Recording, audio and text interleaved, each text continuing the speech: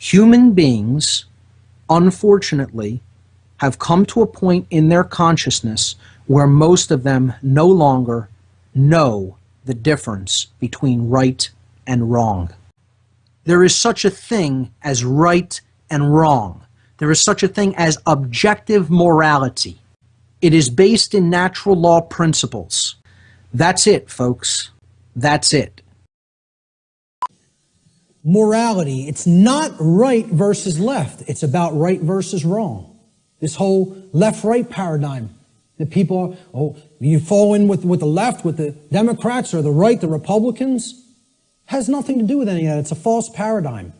The thing that all of that's a distraction for not getting you to pay attention to and understand is the difference, the real, true, and objective difference between right and wrong.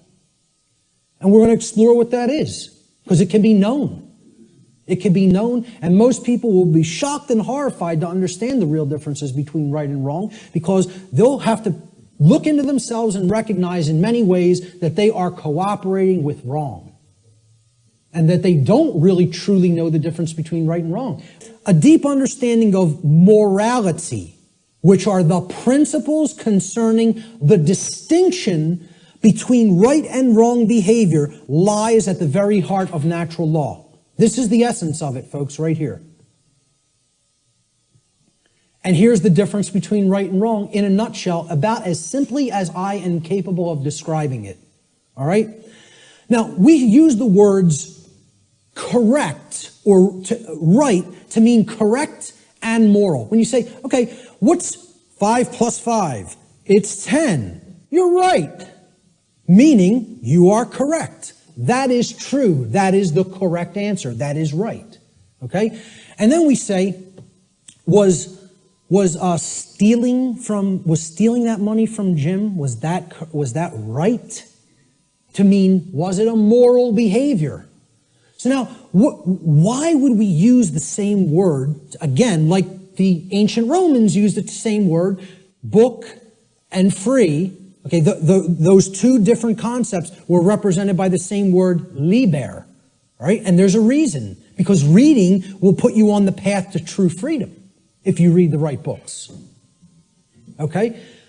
Why would in English, in the English language, we have other words to mean the same concepts, but the word right means two things simultaneously. It means both correct and it means moral. There's a reason. Because they mean the same thing. Correct is moral. Correct meaning that it is in alignment with that which is true, means literally, by definition, if it is true, then it is moral. The more you are following something that is false, that is not based in truth, the more you are going down the path of immorality, of wrongdoing. So we have to come to know what is true regarding right and wrong if we are going to be able to correctly, with wisdom, choose between these two modalities of behavior. So, right, again, it means both correct, which is based in truth, and moral, which means that the action, if taken, if acted upon, is in harmony with natural law. Actions based in it do not result in harm to other sentient beings. That's the definition of right. Now look at how simple that definition is. And think about it for a moment. We're talking about what is a right. Meaning, what do you have a right to do? And what you have a right to do is no different than what I have a right to do. What I'm telling you here is every single human being on this planet has the exact same rights. Not one person has one more right than another being. Not one person has one less right than another being. To think that anybody has more or less rights anywhere on the earth at any time in history is a fallacy. It is a lie. It is a deception. It is wrong. It is not correct. It is not based in truth.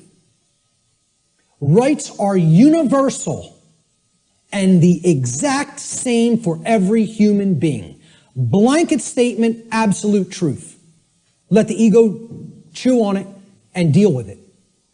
Okay? And again, the ego will have a hard time with this in many cases, with many people. They'll hear that and they'll want to throw a glass at me. So, look at the definition again. A right. So when you make a definition, right, this is a noun. Right? Noun's a person, place, or thing in the English language. We're talking about a noun here. You look up the word right, it's a noun, meaning a right. A right that we have to enact, to take, is an action. You have to start a definition with the same type of word. You're defining a noun, you got to give it a noun to start the definition. A right is an action. Most people will never even be able to tell you that. Just say, could you define what a right is to me? They will not give you this noun. A right is an action. So is a wrong an action. A right is an action that if you take it, it does not cause harm to other sentient beings. That's the simple and easiest definition that anybody can give for what a right is. And I guarantee you, you go and engage as many people as you want on the street. I have not asked this question and had anybody ever raise their hand or even contact me later and say, you go up to somebody on the street and ask them if they could define what a right is. Nobody can give you the correct definition for what a right is.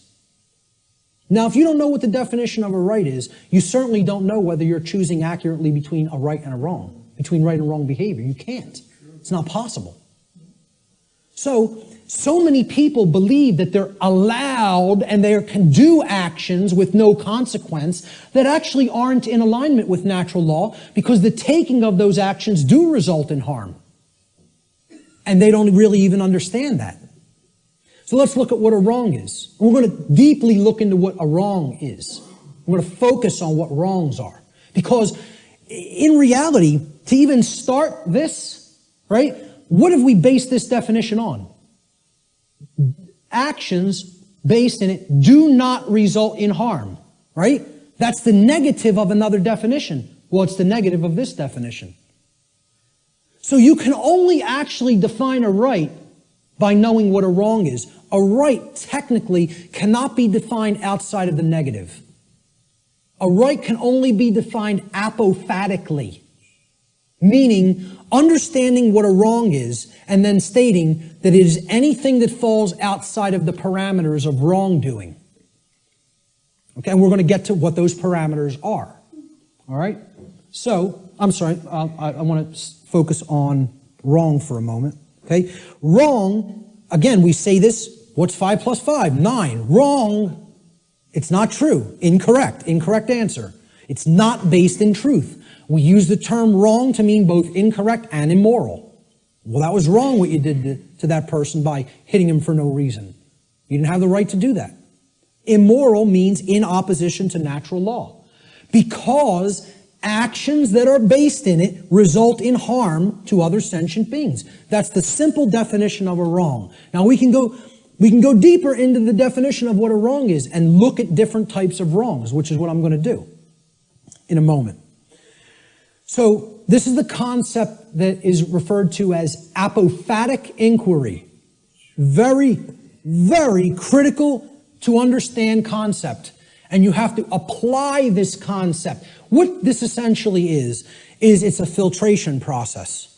This is the process of the middle process in the trivium. Okay? It's weeding through the inconsistencies and saying, well, is this inconsistent? Is this inconsistent? Is that not true? And you're setting those behaviors aside and you're saying, here's the behaviors that are wrong. Don't engage in those behaviors. It's negative. It's a negative process. It's a destructive process. You're taking away from the body of everything that can be done and you're saying, I'm pulling all of these out through a weeding down process and saying, these are all inconsistent with truth. It's called apophasis. Apophatic inquiry. And that is to be delineated from what's known as cataphatic inquiry. Cataphatic inquiry means you're reasoning in the affirmative and you're not trying to weed down through a process of elimination to get to the truth. Okay, so cataphasis or cataphatic inquiry would be equivalent to inductive reasoning, whereas apophatic inquiry or apophasis would be akin to deductive reasoning. All right? Rights are most easily understood when they are considered through apophatic inquiry, or what is known as the process of apophasis. This process helps us to understand what a right actually is by understanding which actions are not rights because they cause harm to others. They're the cause of harm. Here's what apophasis is. It's been called apophatic inquiry. Okay? Really, look this up. Understand what apophasis is because it's part of the trivium process. All right? It comes from the Greek noun apophasis, written there in Greek script, which comes from the Greek verb apophanai. Okay, so apo in Greek means away from or the negation of, and phanai in Greek means to say or to speak. So when we put them together, it means to say no or not to say, or to say what something is not, in other words. That's what apophasis is. You're saying this is not this. It's the opposite of that. Okay? So it is a method of logical reasoning or deductive reasoning that is employed when you are given a limited set of possibilities in order to arrive at knowledge by way of the exclusion of known negatives. You're setting the logical inconsistencies to the side and saying, this is not what this thing is. That's called apophasis. Okay? You are describing what something is by explaining what it is not. This is called affirmation through negation, is another term that this truth discovery process is known as. Okay? So, what we're going to do is apophasis. We're going to do apophatic inquiry regarding right and wrong. So, what is not a right? What are ways that people can cause harm to other people or animals? Ways that we can cause harm to other sentient beings. One of the first thing, so what we're doing here is we're going to list the boundary conditions for natural law here, for breaking natural law. If we take these actions, we are breaking natural law because the action is a cause which results in the effect of harm to another being. All right? So these are what are simply, I call them the natural law transgressions, which means sins or wrongdoings. They're simply harmful actions that a person is capable of taking to another being, against another being. That's all. So of course, many people will get the first one. What's one of the main horrible, wrong things that somebody can do to another person? Kill them. Murder them. Take their life. Okay? Murder. And I would distinguish murder from killing as well. Because occasionally, to defend oneself, killing may be necessary. But murder is always immoral and wrong. Okay? See, the fifth commandment in Hebrew, do you know what it says in Hebrew? It does not say thou shalt not kill. The term for murder in Hebrew is tirzach. The fifth commandment in Hebrew is lo tirzach, which means do not murder. Murder as a verb in Hebrew is a completely different word and a totally different connotation than the verb to kill. Because what they're saying is don't take life without any right to take it, meaning that you initiated the violence, and that's what murder is. It's the initiation of the taking of somebody else's life when you had absolutely no right to take that life. Now, if someone is coming after you, your rights, there may be times when you do have to take defensive action and forceful action, up to and including deadly force. We're going to talk about that later. But murder is the first natural law transgression. And if you want to go down to a subsection of this transgression, you could list it as a totally separate wrongdoing. I'm keeping it in the same basic category. Assault, meaning you're directly physically accosting without right the well-being, the bodily well-being of another being. is also, it's like, it would be, you could consider it attempted murder. Because assault is something that you do without right. If someone assaults somebody, they have no right to commit assault. Never exists. The right to commit assault does not exist. The right to commit murder does not exist in any circumstance, ever. Blanket statement. The right to defend oneself through physical force exists, and possibly in certain circumstances, the right to kill exists. But murder and assault can never be rights, because they always are done by being initiated without the right to do so. It is the initiation of violence. All right? Rape is the second natural law transgression. Okay? You're coercing the free will of another person and making them sexually associate with whom they wish not to. That's rape. And it's always wrong. Blanket statement. All right? The third natural law transgression is theft. It is the taking of property that does not belong to you. Someone else, got that property through lawful means without hurting somebody else. That's their property for as long as they are using it and being responsible for it. And you don't have a right to just take what doesn't belong to you. Nobody has a right to take my projector or my remote control or my computer any more than I would have the right to take Richard's cameras. Okay? It would be theft of somebody else's property. It's not mine. And this is the problem. We don't understand property. As we're going to get to, all rights are property rights. We'll get to that in a moment. That's the third natural law transgression. The fourth is trespass. And that means going into somebody else's lair that they are using, that they own lawfully and that they're responsible for, without their permission or consent, and you're just invading their privacy and their space, and you're taking their security away from them in that process. And we do have a right to set aside a place for ourselves for our own lair. Okay? And to violate that is to trespass against somebody else in their own property. The fifth and last natural law transgression is coercion. This is forcing somebody through the threat of violence to have their will comply with your will, whether they don't wish that to be the case or not. Making somebody do something that is against their will. Coercing them. And that's also not a right. Now, that's a small list. Very small list, right? We could add one more. We could add lying. Lying is also a wrongdoing. And I would consider that a theft of truth or a withholding of truth that somebody needs to understand to make accurate and informed decisions, lying to them. Okay? But essentially, these five are the overarching natural law transgressions. I challenge anybody to come up with a wrongdoing that doesn't fit into one of these categories. So far, I've never had one person able to do it.